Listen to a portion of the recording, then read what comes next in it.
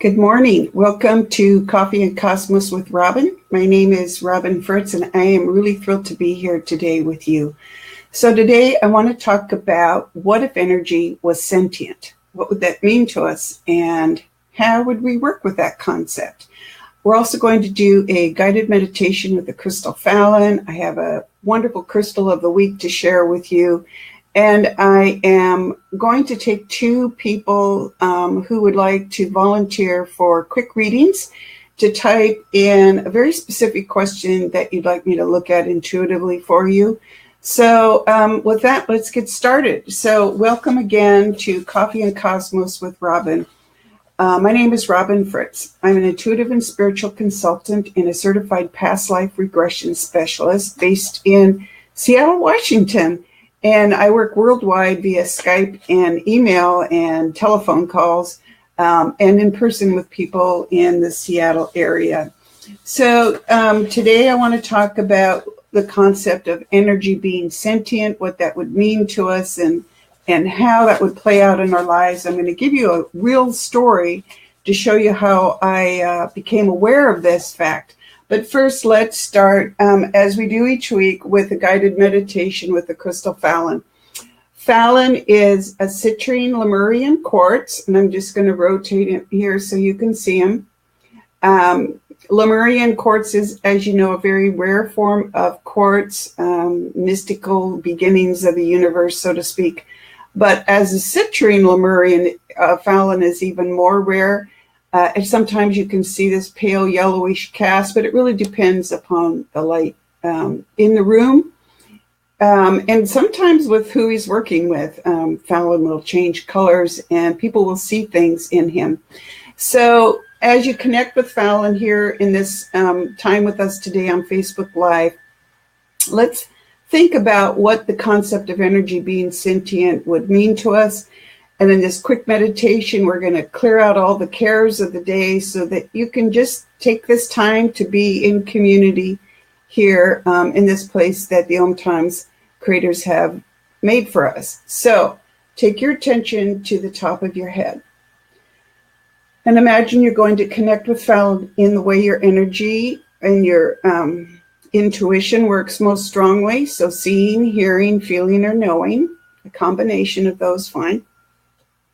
Start at the top of your head. We're connecting mind, body, and spirit together and creating community here in these minutes. So breathing down from the top of your head, we're going to just clear out the cares of the day. Breathe down your face, your shoulders, your chest, your hips, your knees, and your feet. From the top of your head to the bottom of your feet.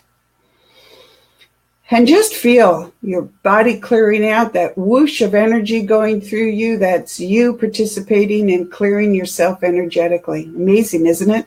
Fallon is pretty wonderful. And now starting at your feet, imagine Fallon as this gold light rotating outside your body. And as he moves up your body, that'll fill you up with healthy, positive energy. You can imagine it going straight to your heart, and with each beat of your heart, flooding your body with healing warmth. So starting up from the bottom of your feet, past your knees, your hips, your chest, your shoulders, your face, the top of your head, your crown chakra is wide open and connected with Fallon in these moments. At the end of the broadcast, we'll use an energy healing technique to get you grounded back into your body so you can go about your day. Hi, Chris. Thanks for joining us. Fallon is pretty amazing. He's an ancient power crystal. I know that sounds kind of strange, but that's the way it is. And you will find that you can see, hear, feel, or know. Just know that you are with him, connected here, even though you are connected on Facebook. It's pretty awesome. So the question I wanted to tackle briefly today with you, which I'm covering in more detail this afternoon in my radio show at omtimes.com radio, is what is energy? But specifically here, what if energy was sentient, and what would that mean to us? Really, humans are the only ones in the universe who don't understand that energy is alive and is sentient. It's a surprise only to us. And part of that is because we tend to overthink an issue. My mom used to tell me from the time I was a little girl, you think too much. And, maybe she was right, because overthinking an issue, especially in the intuitive and healing realms, we tend to lose the essence of it because our intuitive and healing abilities happen so rapidly, and they're not based on the mechanistic view of the world that a lot of our scientific research is based on. So in a very real sense, energy is in charge of everything. When I first experienced it, by asking energy to come in after taking Reiki classes, I was stunned and amazed to see energy spiraling out of the universe. And it looked like what we see as DNA, pictures of DNA. And so since then, I've come to call energy the DNA of the universe. And what we should really all understand is that we are all naturally intuitives. We are all naturally healers. And using energy is essentially our birthright. Now, I am not discounting all of the energy systems out there. I took Reiki over 10 years ago to understand how you would formalize an energy system. And I really got a lot out of it. And I have really dear friends, and I know a lot more people who do like natural force healing, quantum touch, so many different forms of energy healing. And for us humans, I think that's great, because we very often need a method to get the little buzziness out of our heads and focus on what we're doing. But in a very real sense, energy is more present in our lives than that. And so let me just tell you a quick story about how powerful energy is and how we might apply that idea of that in our daily lives. So I work with a category of the dead that I call the stuck dead. And I work with my dad, who's deceased and who runs what I call a way station for dead things on the other side. It's a stop, the first place where many of the dead go on their journey into the afterlife. When I became aware that the world is literally filled with this energy block on it, you can see it if you can look intuitively at it, you will see like the world is just encased in this blockage of energy. And I didn't quite understand what that was until one day when I was working with the stuck dead and realizing how many of the stuck dead there were. I created a system which is more involved than I can talk about right here, but a way of helping literally hundreds of thousands of the dead move to the afterlife all at once, if they're ready to go and if they want to go, which is also something I had to learn to understand. And after one mass move of approximately 250,000 people, all of a sudden I saw this thing off to the side, and I'm looking at it, and it told me that it was energy from the stuck dead. So here's what happened. When we helped a huge group of the stuck dead move on, the energy that was connected to them, which was more connected to the physical plane, was left behind because they didn't need that anymore. They were using a different and lighter form of energy in the afterlife. So that block of energy was just sitting there. And I looked at it, and it looked at me, and it said, it could be used for something. And I said, really? And what would that be? And it said, well, do you have any ideas? I mean, I could be useful to some place on the planet. And I thought, oh my gosh, really? So this was the summer of 2013. And I live in Seattle, Washington, which, if you're in the United States, is the Pacific Northwest. We're on the upper northern part of the United States on the Pacific Ocean. So we're north of California. So I was paying attention to the wildfires at that time that were nearing the ancient sequoias. And they were worried.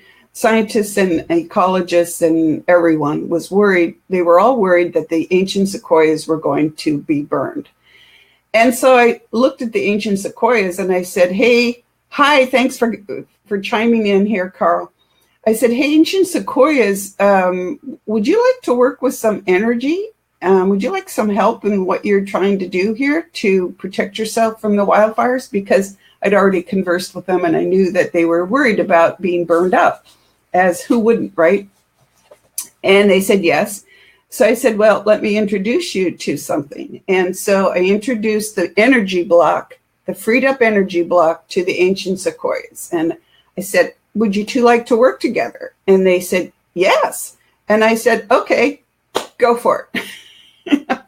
And that was it. I had nothing more to do with it than that. And the next day, though, I was really curious, and so I thought, I'm curious about what happened. So I tapped in and I asked the ancient sequoias. I said, hey, it's Robin again, and I'm curious.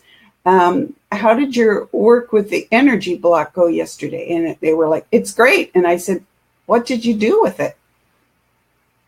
They called in cold air to help put out the fires. And I was like, oh my God, this is like magic.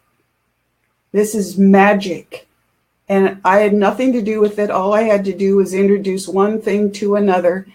And I wouldn't have even had to do that. I think for me, it was, my curiosity helps me explore. Hi, Judy. Thank you. Well, you're in California, so yeah, that's cool. My curiosity helped me explore, and I was open to what was out there in the universe. And then certain things in the universe made themselves aware to me. That's all it was. And so when I learn these lessons, when I find out things about the universe, I share them, like I'm sharing this here with you today, because there's so much more going on in the universe than we're aware of. And so different people are going to understand and explore different things. And if we all share it, we're all going to grow in knowledge and in love and respect for the planet and for ourselves and each other, if we share that with love. So I wanted to share the story about energy being sentient. Hi, Melly. Melly, I hope that's your name. Santa Clara, California. Awesome. Yes. And remember, well, we may be out of time, but I'm willing to take 2 quick requests for quick readings here. So that's one, huge concept of energy being sentient, but one I'd like you to practice in your daily life. Siobhan, a specific question, guidance on what issue? And because we're going really fast here, Siobhan. Space clearing. Space clearing is a concept where we could work with energy in a much better way than we're working now. If you walk into a space where someone has traditionally cleared that space and you're really asking, like, how does this space feel to me? You may discover, as I did in working with people who did space clearing, that I felt suffocated in a place that had been energetically cleared by someone forcing the energy to clear the space. And what it was like a huge blanket, heavyweight blanket on getting work. Okay. Thank you for that. So I'm taking a quick note here. Right, I know. I have some other things to talk about. Thanks. Oh, Joyce. Okay, I've got my 2 questions. Thank you. So if you're looking at a place that has been traditionally cleared with space clearing, it can generally feel really heavy and dense, like a heavy, heavy blanket dropped on it. And in some ways, this might be kind of comforting to people. We have really busy lives, and we're out there working, we're out there playing, we're taking care of our families, and it just seems like things are going all the time. But if the dense energy is like sensory deprivation, you might consider that it might be holding you back from growing and just relaxing and just connecting with the energy of the universe around you and moving more freely through your day. And that's why I developed a space clearing technique that I call space cooperating, which ties in with the idea of energy being sentient, because everything is alive out there. Everything is conscious. Everything has a soul. Everything has a job to do, a responsibility to do it, a choice about doing it. And if you spend any time chatting with anything out there, you know that everything has Joanne, I'd love to see that comment here. Everything has an opinion on things. So the concept of space cooperating and space clearing then is to go in and ask the space itself what it needs and wants from the people who are either living or working in it, what its views are of any situation that's going on, and what it might add to the picture. And then you tell the space what its people need from it. So what you end up doing is cooperating. What you end up doing is negotiating the needs and wants of the space and the people involved in it, so that what you create is a whole that is greater than what you had before. A relationship, a working relationship where both sides are considered and both sides' feelings and emotions and needs and wants are taken into account. And that is working with energy as a sentient force and asking energy, the energy of that space, to be cleared to cooperate with you as you're cooperating with that. In other words, being respectful on both sides. So that's a concept for you to take in. Hi from Serbia. I'm going to try to see if I can see the questions here. Okay, so I have 3 people asking questions, and that'll be all I can handle today. Joanne, I'm not quite sure what your point is, and it can also, are you talking about energy can also, oops.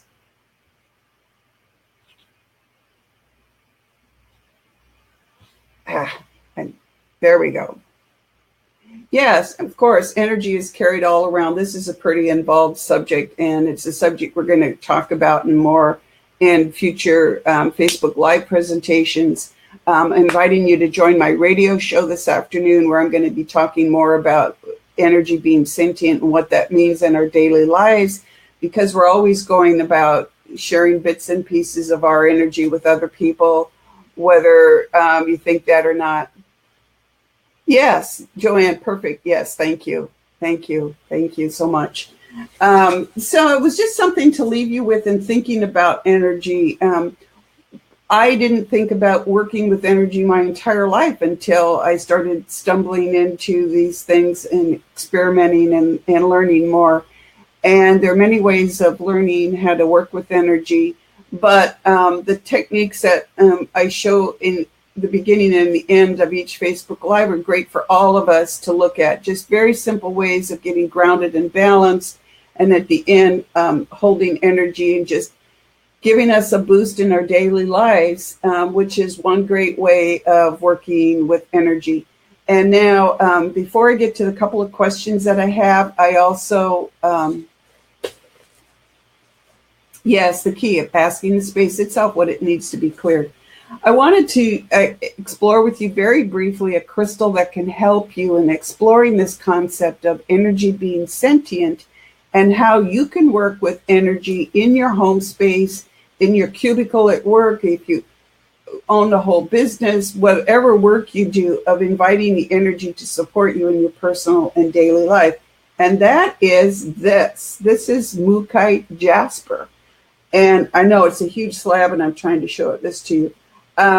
My friend and a radio sponsor, Kim Valines at Earth Like Rocks and Gems, talked about Mookaite Jasper in one of her radio show appearances recently, and I was so intrigued I had to run over there and pick up a piece, and of course I picked a flashy piece.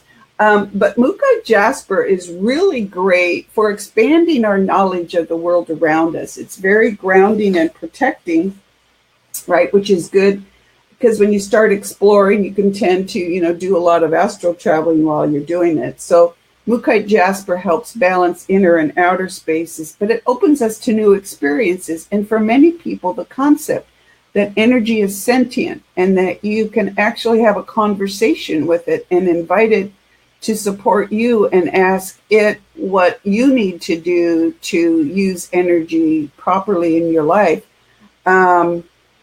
Mookaite Jasper is a great crystal to have around for that. It opens you to new experiences, encourages you to be versatile and lovely, versatile and open to life, and dispels illusions. So it's very flexible and pragmatic. And I have to say, in my show, in my public appearances and whatever, a lot of the things that I talk to sound very out there to a lot of people, but it's all very practical. It's just a way of living in the world that we haven't experienced any on.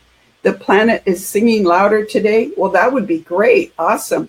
Which means that you are clairaudient, Yvonne. And I think that, the planet is evolving like we are. It's becoming multidimensional. And that's a pretty awesome concept, but it can be difficult for some people to tap into that. So back to the quick questions that people ask me to look at. Siobhan, you're looking at getting work. I'm looking at two things for you, two things that popped into my head, and I made a quick note on as I saw your question pop up. When I see you taking a temporary position for the number 6 pops up, I'm thinking 6 weeks or possibly 6 months. Take a look at how that number 6 applies to you. I'm not a numerologist. When I see things for people, I tend to see numbers. So I ask them what that number applies to. In your case, it's a time frame. So I see a temporary job for you in the interim, and that job will provide certain skills that you can use to take into a more permanent position. And it's different from what you're currently looking at or doing.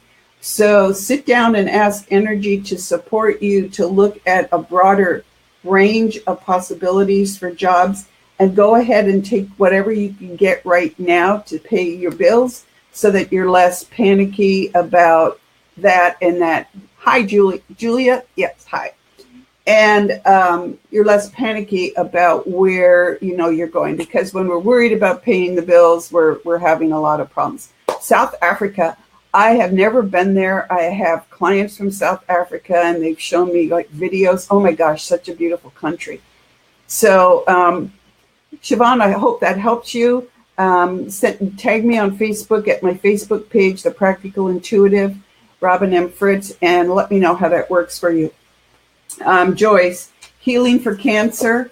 Actually, I did a Facebook Live last week on that called Saying No to Cancer. And I invite you to tune into that. You can find it on the Humanity Healing page. Last Monday, I think it was the 16th. You can also find it at my YouTube page, Robin M. Fritz. You can find it on my Facebook page, The Practical Intuitive. I dealt with cancer several times. I used energy healing on it, but a different form of energy healing, which I didn't quite know about. And I created a mantra about it. And that mantra was, because I understood cancer to be feeding on us, which is what it does until it becomes a different form of itself in 300 years. Cancer is essentially eating us, so we're essentially food for cancer. So we need to say no. I'm not saying things happen for a reason, because I do not believe that. But understanding, in my case, I had invited all beings to help me, that wanted to help me, to join me. I didn't realize cancer would be one of those. Robert, thank you now. Good. So if you're healing from cancer or from any issue, invite energy to help you. Invite the thing that's invading you to resolve itself and move away. And in my case, I said to cancer, I am not food. You may not eat me. Thank you for the lesson. It's time for you to go. And the lesson was to be careful what I asked for, because I didn't know how to be very specific about asking other beings to support me in my work. So create a mantra for yourself that gives you power and energy and hope and rejuvenates you. And then invite energy, is sentient energy. I would like you to help heal heal the issue of cancer, healing the medical issues that have arisen from fighting cancer. And add that to whatever else you're using. I believe in modern medicine. My dad was a pharmacist. I also believe in holistic remedies. And I use all of those as well as energy healing and my intuition to help me get through medical issues that I face. And Christina, I'm sorry, I forgot what your question was. Robert Bell.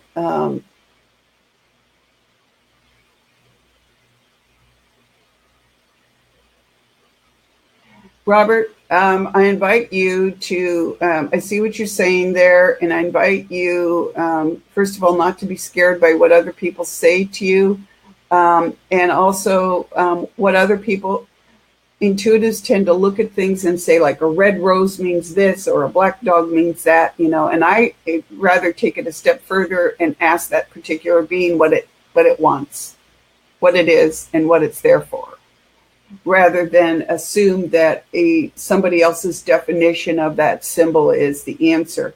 But managing our energy boundaries is really important, especially when you understand how flexible and always in movement energy is.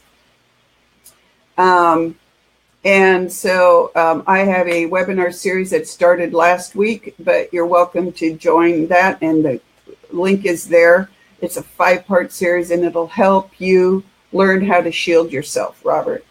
And you're welcome to contact me on Facebook or call into the radio show this afternoon. I keep forgetting to put the number up there, 202-570-7057. Christina, your son. Your son is a musician, and he suffers from PTSD. I had the same issue after having been attacked. And PTSD is tough. And your son, as a musician, is probably also very strongly clairaudient. As some people may or may not know, our intuitive senses really can tie into our physical senses. And when you are really gifted in a particular area, I think that carries over. So he's probably hearing. His intuitive hearing might be very strong. I know you can sit down and create a mantra, and I am available for even 15 or 30-minute intuitive consults privately. But when I was dealing with PTSD, what I found the best solution is to keep my body moving. And yoga is now considered a really great therapy. Yoga, Tai Chi, Qigong are really great therapies for mind, body, spirit connection. Robert, you're welcome. Mind, body, spirit connection. I would look at that. I would also look at helping him create strong energy boundaries. Honestly, I talk about energy boundaries all the time because most of us don't understand what they are, don't understand that we're not paying attention to our own energy boundary because we didn't know it existed. And so it's tired, we get to be a certain age and our energy body hasn't been taken care of. And so you can imagine how your physical body would be if you managed to live to even age 10 and, not taking a shower or properly eaten in that kind of situation. So also talk to him about creating a mantra for the PTSD that will help him deal with whatever that was that created that in the first place. And I think the more research that is being done on that, the better off we all are. And I know there are a number of great naturopaths out there. We're out of time today. So those of you who are looking at guidance, who are looking at other issues, you're welcome to call into my radio show this afternoon. You're also welcome to contact me at my website to schedule a session for you. I do 15, 30, and 60-minute intuitive sessions with people looking at personal or business issues. I also do mediumship, talking with your dead humans or animals.